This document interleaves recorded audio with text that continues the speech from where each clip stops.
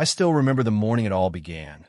Brisk October air, the smell of damp leaves, and me standing on my driveway, coffee in hand, staring at a foreign white SUV inside my garage.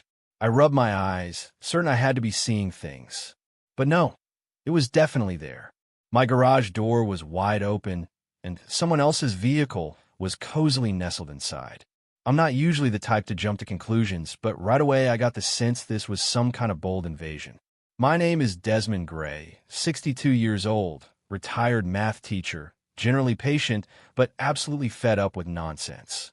If you've ever had an entitled neighbor assume they could help themselves to your property, keep reading because you'll want to know how I handled this unexpected intrusion. It's a story that's part ridiculous, part infuriating, and a whole lot entertaining. Let's back up to where it started. My new neighbor, who goes by Karen, had moved into the neighborhood 2 months prior. She was younger than I am by a couple decades, but from our few interactions, I gathered that she was used to the world revolving around her. I'd seen her on occasion, typically talking on her phone loud enough for half the cul-de-sac to hear. She had bright gold hair, always slicked back into a high ponytail, and a taste for neon leggings that could stop traffic. Each time I tried a friendly greeting, she barely acknowledged me, just a curt nod or a dismissive wave. I figured she was the type who wanted to keep to herself. No harm in that, right? We don't all have to be best buddies. Then, about a week before I found her car in my garage, I noticed her rummaging through my recycling bin at the curb. She claimed she was trying to see if the collectors had missed an item of hers that had blown into my yard. She said this with a laugh, but her eyes were scanning my property like she was sizing it up. Still, I brushed it off. I mean, we all do slightly odd things from time to time. Fast forward to that fateful morning. I'd walked outside, expecting to maybe rake some leaves, and instead found her white SUV not just in my driveway, but fully inside the garage. The brazen confidence it took for someone to open my garage door or force it open and park there, unbelievable. At first, I thought maybe she'd had some car trouble. Maybe she needed a place out of the rain. But it wasn't raining, and there wasn't any sign of distress.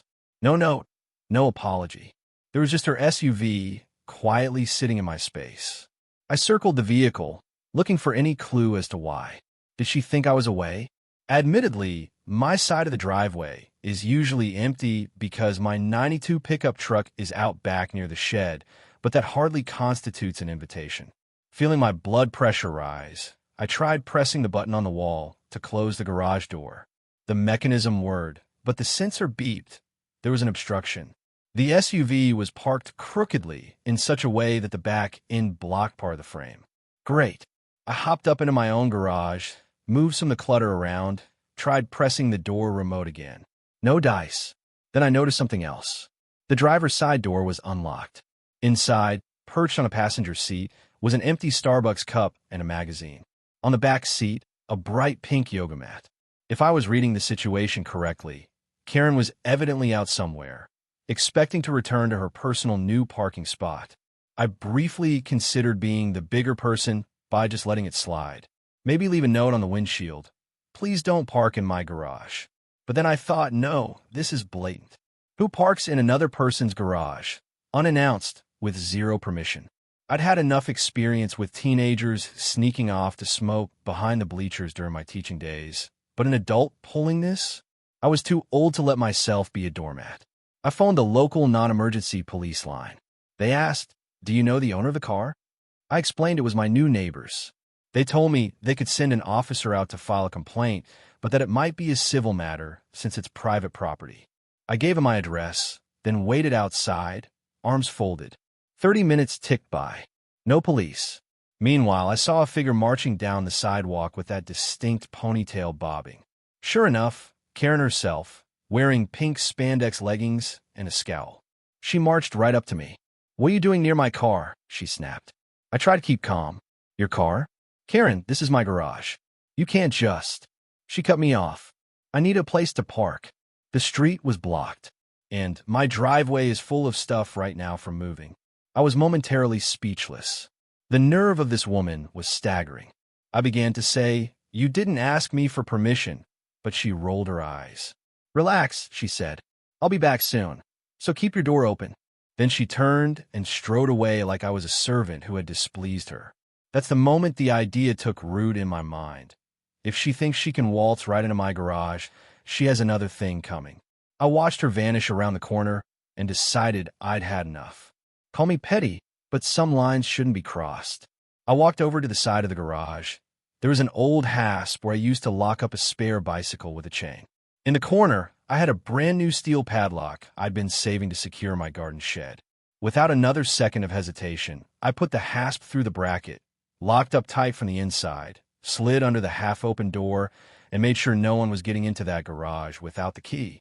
I took one last look at her SUV, realized how bizarre the situation was, then quietly slipped out the side exit. This was only the beginning. If she wanted to treat my garage like a personal parking spot, I'd show her what happens when you underestimate a retired teacher with too much time on his hands. While I waited for the police to show up, I decided to calm my nerves. That old frustration and sense of indignation had me shaking a bit.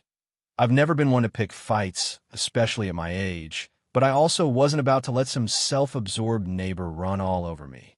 I stepped back inside my house, brewed a fresh pot of coffee, and tried to relax in my kitchen, listening for a knock at the door.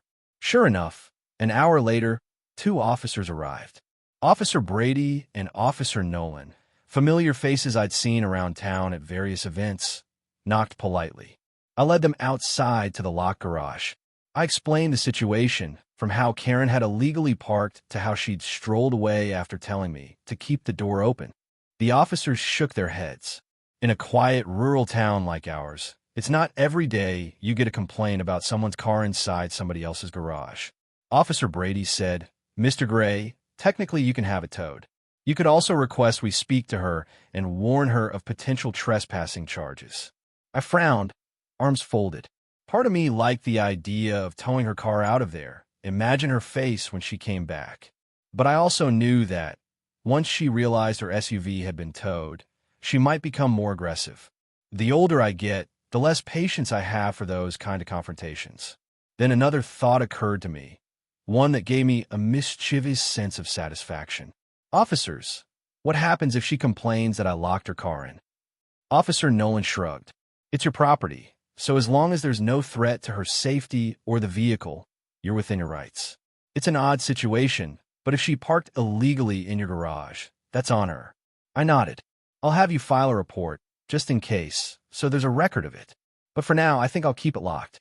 Officer Brady gave me a knowing look, as though he understood I wasn't done being petty.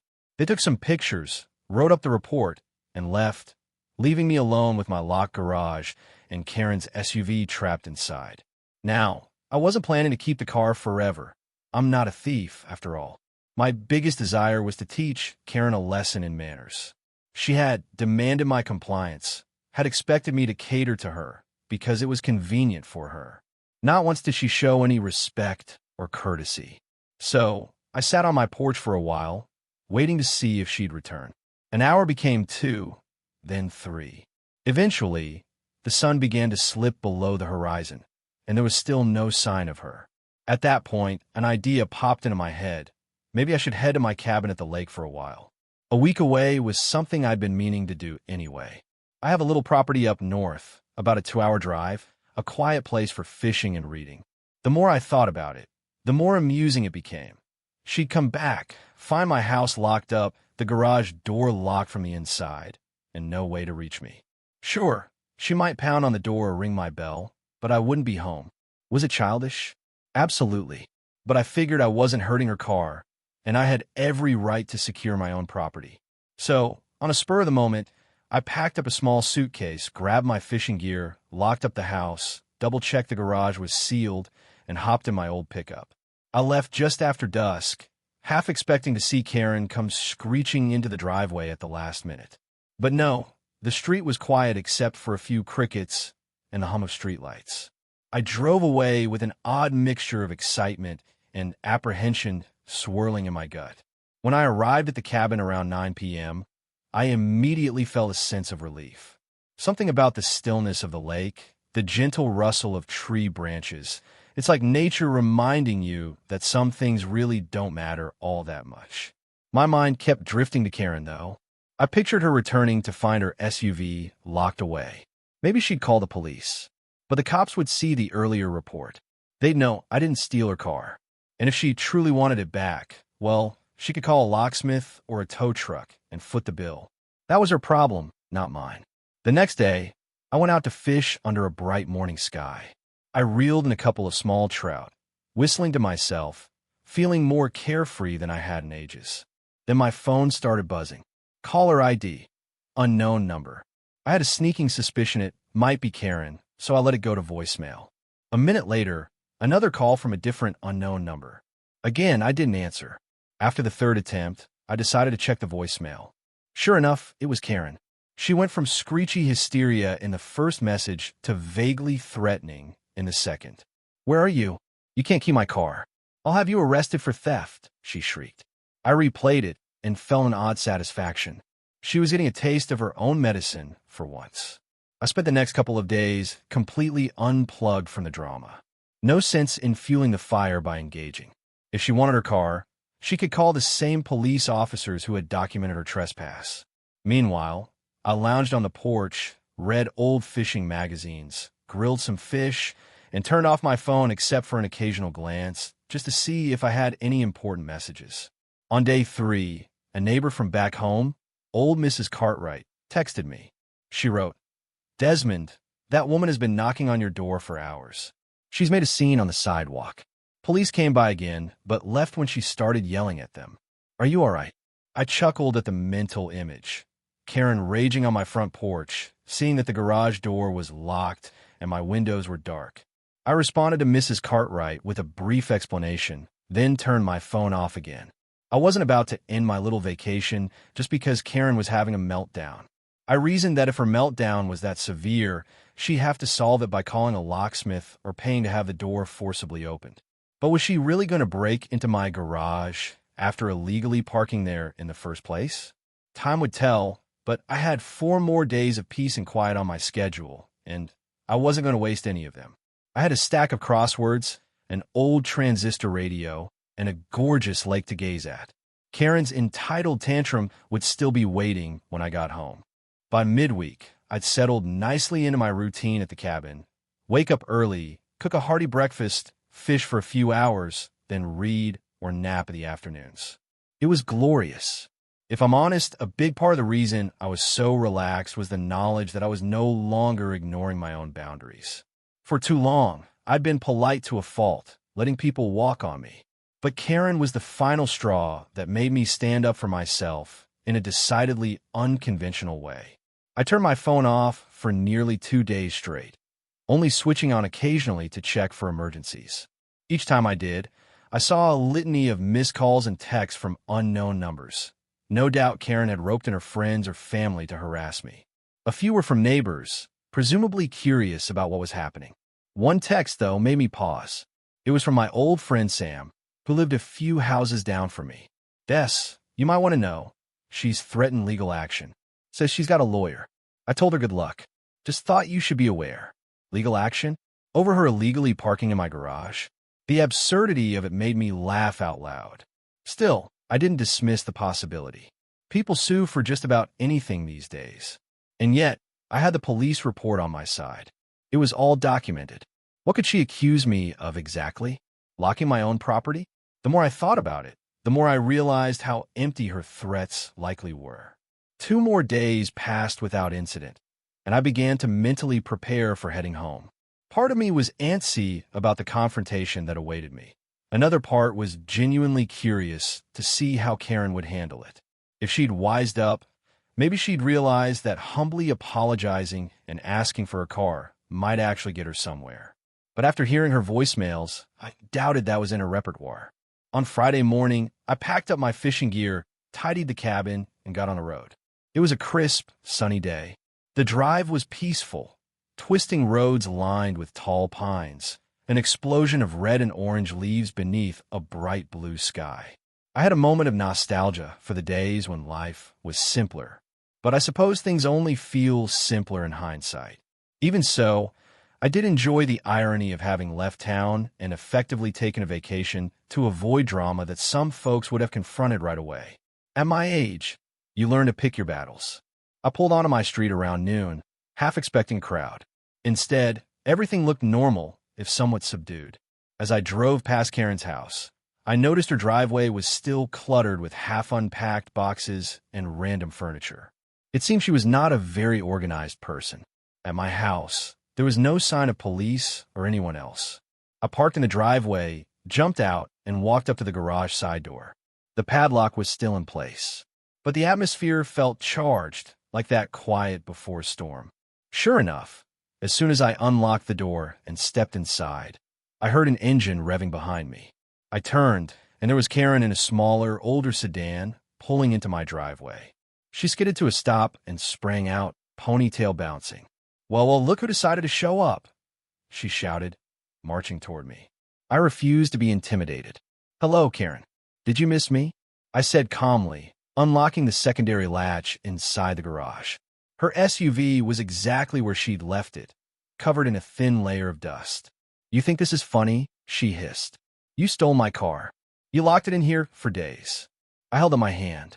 Karen, you parked in my garage without permission. I locked my own property. You could have called a tow truck or locksmith anytime you wanted. She stared at me, mouth agape, as if she couldn't fathom I wasn't trembling in fear of her anger. I called the police. They said it's a civil matter, but you can't keep someone's car prisoner. I chuckled. Prisoner? Come on, you think that's the right word for something that was trespassing on my property? That barb seemed to infuriate her. She stomped her foot like a toddler. You're going to regret this. My father's a lawyer. He'll have you in court so fast your head will spin. I shrugged. Great, let's call him. I have a police report that says you trespassed. In fact, the officers photographed your car in my garage. I don't think your father wants that fight. Karen's face reddened as she realized her threats held little weight. She pivoted to a new angle. You owe me money for the inconvenience. I had to rent a car to get to work. This nearly made me laugh. You parked illegally, got locked out, and somehow I owe you money? That's interesting math. She bared her teeth, and for a second, I wondered if she might actually lunge at me. Instead, she turned, stormed over to her SUV, and tried to open the driver's door. It was locked. I held up the key I'd found inside the ignition after the police left. They'd advised me to keep it safe or hand it to them. She glared, hand outstretched. Give me my key. I took a moment, enjoying the furious look in her eyes. Finally, I dangled it in front of her. Promise me you'll never park in my garage again. She let out a strangled growl, but forced herself to nod. Fine, she hissed. Apologize, I added, wanting that final sense of reparation. Her jaw set. I'm sorry. The tone was so unconvincing it might as well have been sarcasm. But at least it was a word she wasn't used to uttering. I tossed her the key, stepped aside, and watched as she unlocked her SUV, jumped in, and revved the engine. She reversed out so fast, I half expected her to burn rubber. As she turned the wheel, she shot me a withering glare. This isn't over, she mouthed through the window, then sped off toward her house. I exhaled, feeling a mixture of triumph and lingering tension. She was gone, for now at least. But something told me that our feud had only just begun. Entitled people don't tend to learn lessons easily. But if she thought intimidation would change my stance, she was sorely mistaken. With Karen gone, I closed up the garage door properly and headed into my house. Everything looked the same as when I'd left it. Plants wilted a bit, mail piled up, but no signs of a break-in or vandalism. I brewed a cup of tea, sat in my favorite recliner, and let out a slow, satisfied sigh. Maybe Karen would give up, or maybe she'd keep trying to escalate. Either way, I'd enjoyed my peaceful week away, and I had zero regrets about how I'd handled her brazen entitlement. Life resumed in the cul-de-sac, though with a new, underlying tension. For the next several days, I noticed Karen glaring at me whenever our paths crossed. She even went so far as to leave passive-aggressive notes in my mailbox. Parking hog.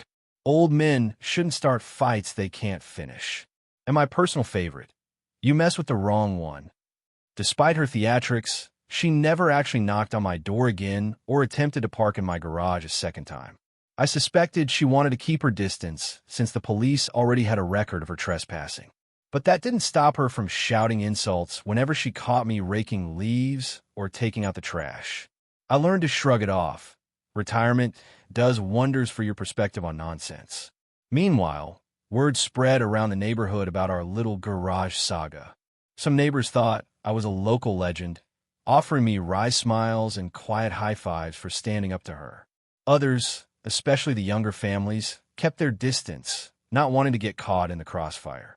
If there's one thing that can turn a peaceful street into a drama scene, it's a neighbor feud. One day, as I was tidying up my front yard, Mr. Goldstein from across the way ambled over. He was in his 70s, once an avid birdwatcher with a wry sense of humor. "Heard you taught that woman a lesson," he said with a chuckle. I shrugged. She parked in my garage without permission. I locked it. Then I took a vacation. He let out a hearty laugh, wiping tears from his eyes. I only wish I'd seen her face when she realized her car was locked in. "Good on you, Desmond. Don't let her bully you." I smiled. "I appreciate that, Mr. Goldstein." It felt nice to have the support of at least some neighbors, especially the ones close to my age. These days, it's easy to feel invisible or disregarded when you're older, so solidarity goes a long way. A week later, I received a letter in the mail with no return address. Inside, a single sheet of cheap paper with a short-typed sentence in bold font. "You are going to pay." The words dripped with anger and implied threat. My gut told me Karen was behind it, but it could have been someone else, an acquaintance or a relative of hers. Part of me wanted to ignore it, but another part thought it wise to file a police complaint, given the possibility of harassment. So I walked down to the local station, showed them the letter, and filled out a report. They couldn't do much with no return address, but at least there was a record. Over the next few days, nothing dramatic happened. I began to think maybe Karen was all bark, no bite. But then, on a Sunday morning, something changed. I woke up early, as always, and stepped onto my porch to collect the newspaper. There, on my front lawn, was a scattering of trash, banana peels, coffee grounds, eggshells, as if someone had emptied a garbage can right there. My immediate thought, Karen. I gathered up the mess and placed it into a plastic bag to dispose of it. Then I checked my security camera. Sure enough, around 2 a.m., a hooded figure crept onto my lawn, dumped a garbage bag, and ran off. The footage was grainy, but I'm nearly certain it was Karen's build. Armed with this evidence, I could have called the police again. But I paused. Did I really want this feud to escalate further? In my younger years, I might have been less cautious, but I'm old enough to know that these small acts of malice can spiral into something truly ugly. Perhaps it was time to try a more measured approach. Instead of calling the cops, I marched down to Karen's house. She answered the door, wearing her typical annoyed expression. The moment she saw me, she tried to slam the door in my face, but I stuck my foot in. "We need to talk," I said firmly. She folded her arms. "Go away. I have security footage of you dumping trash in my yard. Next time, I'll show the cops. We both know they already think you're trouble, and you might end up with charges that actually stick. Is that what you want?" Her eyes flashed. "You locked my car up like it was some stolen junk. Maybe you deserve a little payback." "Karen, this has to stop," I said, trying to maintain a steady voice. "You're the one who started this by parking in my garage. You could have apologized sincerely. You could have asked for help with your storage issues. Instead, you threatened me. You vandalized my property with your garbage. Is this how you really want to live?" She flinched like my words struck a chord. Then her face hardened again. "You humiliated me." Ah, there it was, the real source of her anger. She wasn't used to being challenged or outmaneuvered. "You humiliated yourself by acting entitled," I replied softly. "I'm willing to let the garbage stunt slide if you just leave me alone. But if you continue, I will press charges. I have every right to defend my property and my peace of mind." For a moment, we locked eyes. In that flicker of silence, I saw something shift in her expression, like she finally understood that I was serious, that I wouldn't be easily intimidated, and that she'd only make things worse by continuing the feud. She let out a slow breath. "Fine," she said. "If you keep that footage to yourself, I'll stay away from your place." I nodded. "Deal." Then I turned and walked off her porch. I like to say that was the end of it, that Karen had an epiphany and changed her ways. But people aren't that simple, and old habits die hard. However, from that day forward, she avoided me altogether. No more notes in the mailbox, no more trash on my lawn, no more catcalling from across the street. She never apologized again, but at least she respected my boundaries. As for me, I felt a sense of triumph, but more than that, relief. Sometimes, the best revenge isn't dramatic. Sometimes, the biggest victory is simply reclaiming your peace without descending into chaos. Karen learned the hard way that not everyone will bow to her demands. And I learned, at 62, that it's never too late to stand your ground and protect what's yours.